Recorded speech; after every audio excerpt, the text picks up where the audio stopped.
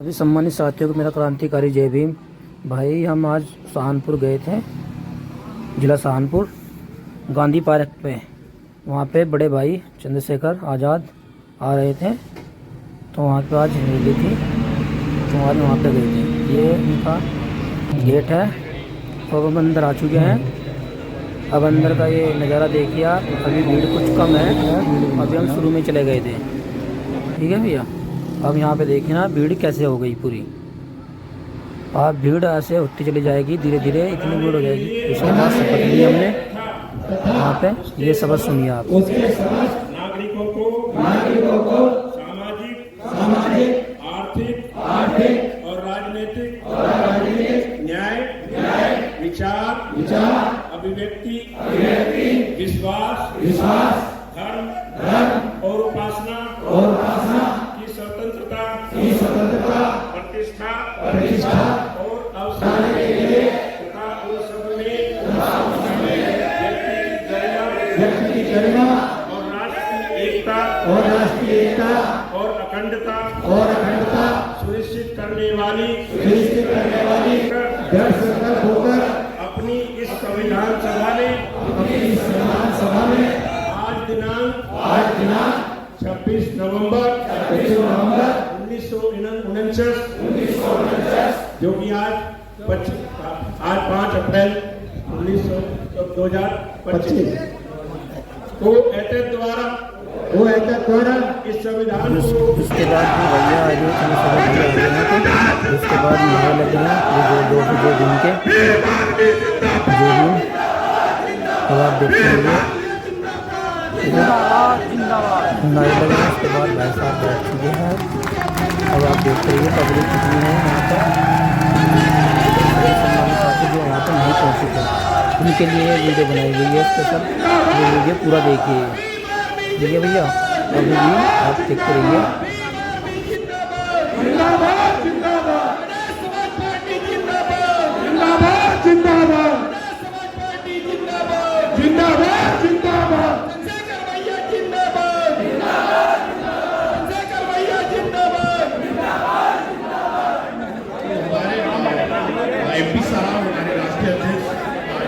मैं निवेदन करता हूँ को सम्मानित किया गया है। ये देखिए आप, भैया को पगड़ी पहनाई गई है। अब ये साफा पहनाया जाएगा। अब देखिए आपको भैया का वेलकम किया है जैसे भाई का। अब आप देखते रहिए, भीड़ देखना आप किस कदर हो रही है। भीड़ यहाँ पे भाई को सम्मानित करे जा रहा है। आप देखते रहिए, वीडियो को पूरा देखना भैया।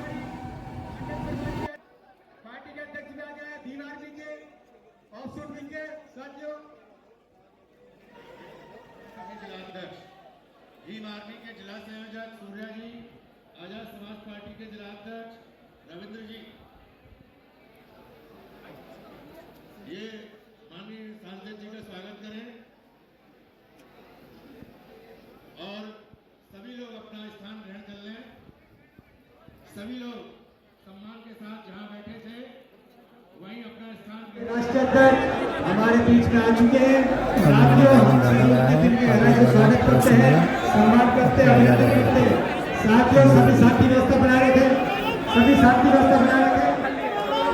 साथियों मैं अनुरोध करता हूँ माननीय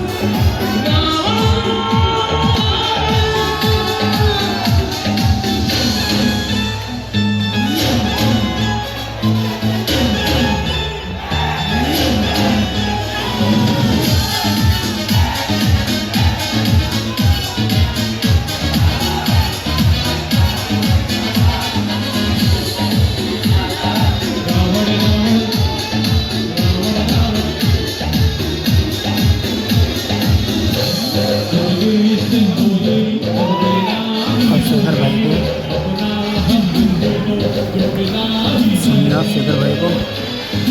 जब तक जातिगत ठीक है भैया, सुनते रहिए पूरा सुनिए। कि किसका हिस्सा है और कौन खा रहा है, किसका हिस्सा है और कौन उस पे काबिज है। और जब तक आपको पता नहीं लगेगा कि आपका हिस्सा कोई और खा रहा है, तब तक आप अपने घर से हिलके संघर्ष करने के लिए तैयार नहीं होंगे। संघर्ष आप तब करोगे जब आपको एहसास हो जाएगा कि पैसा मेरी जेब का है और जेब में उसकी है, मुझे उस पैसे को अपने घर तक पहुंचाना है, जिससे मेरे परिवार के लोग भी सम्मान का जीवन प्राप्त कर सके, उनको भी दोनों टाइम अच्छा भोजन मिल सके, मेरा बच्चा भी पढ़ सके, मेरा बच्चा भी नौकरी रोजगार कर सके, मेरे परिवार में भी सुख सुविधा आए। अभी मैंने हवाई जहाज पे सवाल खड़ा किया था कि प्रधानमंत्री जी ने एक योजना चलाई। उन्होंने कहा कि हवाई चप्पल वाला हवाई जहाज में सफर करे। आप बताओ आपके गांव से कितने हवाई चप्पल वालों ने हवाई जहाज में सफर किया गया? आप छोड़िए हवाई चप्पल वाला, जूतों वाला भी हवाई जहाज में सफर नहीं कर सकता। आज ये दो हालात बन गए। तो सरकार की कतनी करनी फर्क है, इसलिए नारा तो दिया था मंडल कमीशन की सिफारिश लागू करने का, लेकिन सरकार चाहते हुए भी जातिगत जनगणना नहीं करा रही है। और पता है जब जातिगत जनगणना पे सवाल खड़ा होता है तो ये आपके धर्म की बात को लेकर आ जाते हैं, ये धर्म के आधार पर चर्चा करवाने लग जाते हैं, देश में हिंदू मुसलमान की बात करने लग जाते हैं। क्यों? क्योंकि जब हिंदू मुसलमान की बात होगी तो बुनियादी विषय से आपका ध्यान हट जाएगा, आपका ध्यान हिंदू मुसलमान पर चला जाएगा। ये एक सोची समझी साजिश है। जिस दिन ये साजिश खत्म हो गई, आप ये समझ लेना उचित जनता के हितों की बात होगी। इसलिए मैं आपसे अपील करता हूं कि जब आप मीटिंगों में जाएं तो जातिगत जनगणना होनी चाहिए, इसकी चर्चा भी आम लोगों के साथ करें। और जब आप गांव तक पहुंचे तो उनको बताएं कि इस देश के बजट में, क्योंकि हर आदमी टैक्स देता है, आपका भी बराबर का हिस्सा है, तो आपको भी आपके अधिकार मिलने चाहिए। जब तक आप जगाओगे नहीं, जैसा मैंने कहा था कि जो जागेगा उसी को मिलेगा, जब तक आप लोगों को जगाओगे नहीं तब तक ये झगड़े और नफरत की और ये हिंसा की भावना जो भरी जा रही है बदलेगी नहीं। तो मैं आगे बढ़ता हूं। आरक्षण एवं संविधानिक विश्लेषण और आरक्षण का क्या हाल है हमारे मोनू साहब यहाँ खड़े गुर्जर समाज से। आरक्षण एक हथियार था हमारे लिए। कैसा हथियार? एक छलांग लगाने का, मुख्य धारा में आने का। जज साहब और पढ़े लिखे लोग ब्रजपाल जी इस बात को समझते और जानते हैं, मैं भी इस बात को समझता और जानता हूं। अगर मेरे पिता प्राइमरी स्कूल के टीचर नहीं होते और उनको तनख्वाह नहीं मिलती तो शायद मेरे पढ़ाई के साथ कई तरह के समझौते होते, मेरी देखरेख के साथ कई तरह के समझौते होते। पढ़ो, बाबा साहब ने कहा, पढ़ लिख के अपनी हिस्सेदारी के साथ आगे बढ़ो। आरक्षण का हथियार मिला, हमारे लोग नौकरी लगे, उनकी जेब में पैसा आया। जब उनकी जेब में पैसा आया तो उन्होंने सोचा कि मैं तो, या मेरे पूर्वज जिस भी हालात में रहे, मैं अपने बच्चे को उस हालात में नहीं रखूंगा। उन्होंने अपने बच्चे को पढ़ाना शुरू किया, उसके खाने पीने का ध्यान रखा। आपको पता है देश में कुपोषण के क्या हाल थे? उस कुपोषण से भी लड़ना पड़ता था। परिवार में 5-4 लोग हैं तो सबको भोजन की व्यवस्था नहीं होती, तमाम तरह की परेशानियां थी। इस आरक्षण ने एक ये हथियार हमें ऐसा मिला जिसके सारे लाखों करोड़ों लोग नौकरी लगे और उन्होंने नौकरी पर जाके जो है समाज को जागरूक करने का काम किया और मुख्य धारा में आने का काम किया। आज अगर हमारे लोग डॉक्टर, इंजीनियर, IAS, IPS, वकील, जज बने, आज अगर हमारे लोग कुर्सी पर बैठे हैं तो ये संविधान में जो आरक्षण रूपी हथियार में मिला, ये उसी की देन है। आने वाली पीढ़ियां कोई आरक्षण का लाभ लेके कुर्सी पे न बैठ जाए, इसलिए जो सीधे तौर पे आरक्षण नहीं खत्म कर पाए। मैंने अभी पार्लियामेंट में 2 दिन पहले कहा था 2 अप्रैल को कि मैं 2 अप्रैल के शहीदों को याद करता हूं। 13 नौजवानों ने शहादत दी थी और यहां भी ऐसे सैकड़ों लोग होंगे जिन्होंने तमाम तरह की मुसीबतें झेली थी। आप याद करो वो 2 अप्रैल, उसके मुकदमे वापस हो, इसके लिए भी मैंने मुख्यमंत्री और प्रधानमंत्री को लिखा। लेकिन मैं आपको याद क्यों दिला रहा हूं 2 अप्रैल? मैं इसलिए याद दिला रहा हूं कि जब SC/ST एक्ट पे हमला हुआ तो हमने 2 अप्रैल का आंदोलन किया और उस आंदोलन से डर के सरकार ये समझ गई सीधे इनके अधिकार खत्म करोगे तो ये आमना सामना करेंगे, सड़कों पे आ जाएंगे, अपने प्राणों की बाजी लगा देंगे, अपने अधिकार को जाने नहीं देंगे। तो सरकार निजीकरण के जरिए पिछले दफा इस आरक्षण को खत्म करने लगी, लेटर एंट्री करने लगी, संविदा ठेकेदारी के जरिए। और आज आपको जान के अचरज होगा कि करोड़ों की संख्या में नौकरियों में कमी आ गई। पहले हर गांव से एक साल के अंदर 3-4 बच्चे नौकरी चले जाते थे। कोई पटवारी बन जाता था, कोई सेक्रेटरी बन जाता था, कोई पुलिस में चला जाता था, कोई मास्टर बन जाता था। अब बीएड और बीटीसी के बच्चे घर में बैठे हुए हैं, पढ़ाई कर करके सरकार ने पढ़ाई तो करवा दी और नौकरी के नाम पे कुछ नहीं है। 22 बजे स्कूल में मैं जाता हूँ निरीक्षण करने के लिए, प्राइवेट टीचरों को देखता हूँ, उनकी हालत देखता हूँ तो ऐसा महसूस होता है कि उनको तनख्वाह इतनी कम मिलती है, उनको सिर्फ अटेंडेंस लगाने के लिए रखा है। आपके बच्चों का भविष्य बर्बाद हो, कुछ से सरकार को फर्क नहीं पड़ता। मैंने अभी जब छात्रावासों की आवाज उठाई, बहुत सारे साथी यहाँ होंगे, हमारे यहाँ 2-3 छात्रावास हैं। उन छात्रावासों से जो है हमें अवसर मिले कि हमें मुख्य धारा में आने के लिए हमें कहाँ टिकना है, शहर में आके हमें कुछ सोचना नहीं पड़ा। हमारे यहाँ सतगुरु रविदास जी महाराज का छात्रावास है, हमारा आंदोलन शुरू हुआ वहां से। उसके अलावा 2 छात्रावास यहाँ और है, यहाँ गुर्जर समाज का भी एक छात्रावास है। ये छात्रावास हमारी शक्ति थी। इन छात्रावासों की हालत इतनी खराब है कि वहां पीने के लिए पानी नहीं है, वहां शौचालय की व्यवस्था अच्छी नहीं है, वहां किताबें नहीं है, वहां लाइट की सुविधा नहीं है और इस पर सरकार का कोई ध्यान नहीं, क्योंकि सरकार तो चाहती नहीं आप पढ़ो। तो जब पढ़ाई लिखाई जो खत्म हो जाएगी, जब निजीकरण हो गए, सब कुछ प्राइवेट हो जाएगा, तो आरक्षण के झुंझुने का क्या करोगे? जब आरक्षण नहीं रहेगा तो आपको नौकरी में आज भी गैर बराबरी है या नहीं है? जानते नहीं जानते गैर बराबरी है। मैं उदाहरण बताता हूं, आज भी यहाँ कमजोर वर्गों के जब बेटियों की शादी होती है तो बारातें रोकी जाती है। जब उनके बेटे 2 घोड़ों पर चढ़ के जाते हैं तो बारात रोकी जाती है। आपने देखा नहीं देखा? अब ये जो लोग बारात रोकते हैं, अगर मैं इनको अपने लोगों को कह दूं कि इनका बारात रोकने वालों का इंतजाम कर दो तो पता क्या होगा इन लोगों को? पता तो लेकिन मैं इनको मना करता हूं कि भाई ठीक नहीं, ये रास्ता ठीक नहीं है, वरना ऐसा नहीं कि हमारे लोग जवाब नहीं दे सकते। हम संवैधानिक लोग, संविधान में आस्था विश्वास रखते हैं, हम किसी का नुकसान नहीं पहुंचाना चाहते, हम मानवता के विरोधी नहीं है।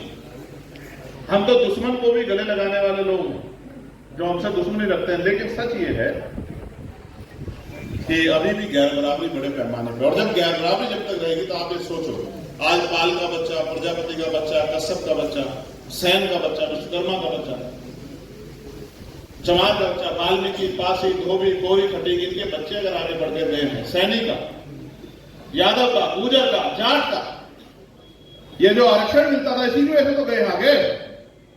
अब आगे कहां से चले जाएंगे? तो ये छलांग कैसे लगाएंगे? मुख्य धारा में कैसे आएंगे? और ये भी जब मुझे कहने में कोई संकोच नहीं है, मैं सामान्य जाति का विरोधी नहीं हूं, लेकिन जब आप संविधान को कुचल के ईडब्ल्यूएस लागू करते हैं और संविधान की हत्या करते हैं, तो ऐसे किसी भी बिल को हम लोग स्वीकार नहीं करते, चाहे वो वक्फ का बिल हो। हमने उसके खिलाफ भी बात को, और चाहे वो ईडब्ल्यूएस लाके कमजोर वर्गों के अधिकारों पे जो हमला किया गया संविधान पे, चाहे उसका विरोध हो, हम उसका भी विरोध करते हैं। मैं बात आपको इसलिए कह रहा हूं कि आप नहीं समझते देश में क्या चल रहा है। सारी लड़ाई या हिंदू मुसलमान की लड़ाई कभी थी नहीं। जिन लड़ाइयों का जिक्र किया जाता है वो राजशाही में थी, और राजशाही में हर एक आदमी अपने राज्य के विस्तार के लिए लड़ाई लड़ता है, जंग करता है। वो देश को आगे बढ़ाने की लड़ाई नहीं थी, वो सामाजिक परिवर्तन की लड़ाई नहीं थी। सामाजिक परिवर्तन की लड़ाई तो तब शुरू हुई जब राष्ट्रपिता ज्योतिबा फूले ने अपने और अपने परिवार की जान को जो है वो हथेली पे लेके जो है समाज को पढ़ाना लिखाना शुरू किया। प्रिय साथियों, जैसे मैंने कहा था, आज महत्वपूर्ण दिन है। आज चक्रवर्ती सम्राट अशोक जी की जयंती है। उनको चक्रवर्ती क्यों कहा जाता है? चारों दिशाओं में उनके राज के कारण, ये नहीं कि उन्होंने बहुत हत्याएं की इस वजह से नहीं, उनके राज की जो विशेषताएं थी कि उसमें अंतिम व्यक्ति को अभी सम्मान होता था और उसको आगे बढ़ने का अवसर मिलता था, इसलिए चक्रवर्ती सम्राट उनको कहा जाता था। आज एक और महानायक बाबू जगजीवन राम की भी जयंती है। हालांकि वो दूसरे दल से और तमाम तरह का उनका आंदोलन से अलग आंदोलन चलाए, लेकिन ये भी एक कड़वा सत्य है कि जब वो पावर में थे तो उन्होंने कमजोर वर्गों के लोगों को मुख्य धारा में लाने में कोई कमी नहीं छोड़ी। इतने लोगों को नौकरी रोजगार दिया कि लोग आज जो है उनके जाने के बाद भले में भूल जाए, लेकिन उनके योगदान को नहीं भूल सकते हैं। इतना बड़ा काम जो है बाबू जगजीवन राम करके गए। और राजनीति किसे कहते हैं? आप महसूस कीजिए कि जब बाबू जगजीवन राम जिस भी मंत्रालय में थे, वो मंत्रालय कभी घाटे में नहीं गया, वो मंत्रालय हमेशा तरक्की करके गया और उस मंत्रालय से हजारों लोगों को नौकरी मिलने का काम इन कमजोर वर्गों को। तो संविधान खतरे में है या नहीं है, इसका तो आकलन आप करो। आज आप अपनी बात को पूरी जिम्मेदारी से नहीं कह सकते जो संविधान आपको अधिकार देता। आप कोई बात कहोगे और वो वैज्ञानिक दृष्टिकोण पे है तो एक झूठा मुकदमा आपके खिलाफ हो जाएगा और पुलिस आपको ढूंढती फिरेगी। वो समय चला गया कि आप आलोचना कर सकते थे। आप तो आप सरकार की आलोचना भी नहीं कर सकते हैं। सरकार की आलोचना करने पे मुकदमे हो जाते हैं। एक वो हमारा वो कुणाल कामरा नाम का एक आदमी है, कॉमेडियन, उसने सरकार की आलोचना कर दी तो उसे पकड़ने के लिए वहां चले गए तमिलनाडु में। वो समय चला गया कि सरकारें आलोचना सुनती थी और ये कहा गया है कि निंदक निंदक आलोचना करने वालों का सम्मान होना चाहिए। वो आपको गलत रास्ते से रोकते हैं। आप तो आलोचना करने वालों को कुचलने का काम सरकार करती है। आज तक आप रिकॉर्ड उठा के देख लो, जिस नेता ने सरकार की आलोचना करी उसको जो है तमाम तरह की मुसीबतों का सामना करना पड़ा। किसी के घर पे ईडी का छापा पड़ गया, किसी के यहाँ सीबीआई का छापा पड़ गया, किसी को जो है छोटे मुकदमे में जेल भेज दिया गया और कितने ही लोग जो हैं वो दुनिया से भी चले गए। ये भी हमारे सामने आज जो है अलग तरह की राजनीति और अलग तरह का जो है व्यवस्था चल रही है। और मैं नहीं मानता कि ये सरकार संविधान को मानती है। मैं मानता हूँ ये सरकार मनुस्मृति को मानने वाली सरकार है। इस सरकार का जल्दी सत्ता से बेदखल होना बहुत जरूरी है। प्यारे साथियों, ईवीएम के द्वारा चुनाव करा के लोकतंत्र की हत्या की जा रही है। मैं मानता हूं कि ईवीएम एक बहुत बड़ा कारण है। ईवीएम को नजरअंदाज नहीं किया जा सकता क्योंकि आप जानते होंगे कि जब हम लोकसभा का चुनाव लड़े, हालांकि मैं ईवीएम द्वारा जीता हूं, लेकिन आपको शायद ये नहीं पता कि 1.5 महीना हमारे लोगों ने ईवीएम की रखवाली की। कैमरे लगा के हमने ईवीएम की रखवाली की है। हमारे 50 आदमी उस वेयर हाउस के आसपास रहते थे। 1 मिनट भी ऐसा नहीं होता था कि हमारे कैमरे से चीजें ओझल हो जाए। हमने रखवाली क्यों की? क्योंकि हम जानते हैं अगर सरकार को मौका मिल जाता तो उनके लोग ईवीएम को टेम्परिंग करके उस वोट के परिणाम को बदल देते। ये सब हमारे सामने हो रहा है, ये सब हमारे सामने हो रहा है। और ईवीएम से भी ज्यादा घातक है आपकी लापरवाही, आपकी जो है गैर जिम्मेदारी कि आप ये नहीं याद रखते कि सरकार के लोग जितने वोट से हार जीत होती है, इससे ज्यादा वोट तो जो है आपके विधानसभा के बीएलओ को कह के अपने अधिकारियों कह कटवा देते। आज पूरे देश में चर्चा है कि हजारों वोट कट जाते और हजारों नए वोट बन जाते। जिन आवासीय कॉलोनी में बहुजन समाज के लोग नहीं पहुंच सकते, उन आवासीय कॉलोनी का 100% वोट भारतीय जनता पार्टी को जाता है, उनके अलायंस को जाता है, क्योंकि वहां फर्जी वोटों का जो है बहुत बड़ा जाल जो है ये सरकार के अधिकारी सरकार के द्वारा अधिकारी कर्मचारियों पर दबाव बनवा के कराया जाता। हमें जागरूक होना पड़ेगा, एक वोट की रखवाली करनी पड़ेगी, एक व्यक्ति की वोट का ध्यान रखना पड़ेगा। आप में कितने लोग यहाँ से होंगे जो कुर्ता पहन के राजनीति करते होंगे, लेकिन जब आप वोट डालने जाते होंगे तो पता लगता होगा साहब आपकी तो वोट ही कट गई है या नहीं है। बस जिनकी लोकसभा में वोट थी उनकी जिला पंचायत में कट गई, जिनकी जिला पंचायत में वोट थी उनकी विधानसभा में कट गई। और कई बार तो आपने देखा होगा, इसको ज्यादा दूर जाने की जरूरत नहीं है, जो प्रधान एक दूसरे के सामने लड़ते हैं, एक प्रधान सेटिंग करके दूसरे प्रधान की वोट ही कटवा देता है। होता है नहीं होता है? तो जब एक प्रधान जितना आदमी सबसे छोटी का एक नेता काम कर सकता है, तो जिनकी सरकार और जिनका प्रधानमंत्री बैठा हो तो वो कितने लोगों की वोट कटवा सकते हैं, इस बात को भी हमें समझना चाहिए। और जिस तरह से डंडा बजा के हम चुनाव करवाए जा रहे हैं, आपने नहीं देखा मीरापुर का चुनाव हमारे प्रत्याशी लड़ते हैं। मैंने पहली बार देखा कि गलियों में खाट अड़ा के जो है चुनाव कराया जा रहा था, गलियों में बलिया लगा के रास्ता रोक के चुनाव कराया जा रहा था। और मैंने वहां भी देखा कुदरती में कि